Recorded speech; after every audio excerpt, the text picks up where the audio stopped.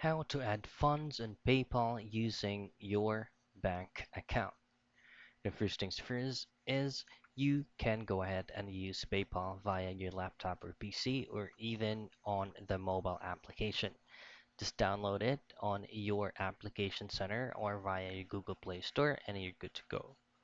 Now, the very first thing that you'll have to do is make sure that your bank is fully verified and fully activated from your PayPal account.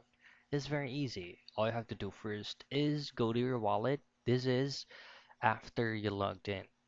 Now go to your wallet and then just click on transfer money and then choose add money from your bank or debit card and then just simply enter the specific amount and then choose either in seconds with debit or in 3 to 5 days with your bank.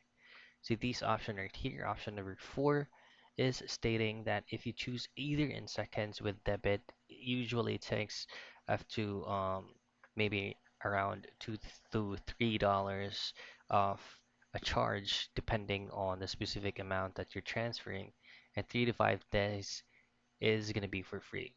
So that's it. That's how you add funds on PayPal with your bank account.